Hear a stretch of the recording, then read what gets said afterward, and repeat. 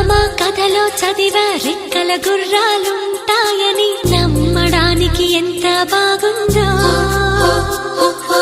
బాలమిత్ర కథలో చదివా పగడపు దీవులు ఉంటాయి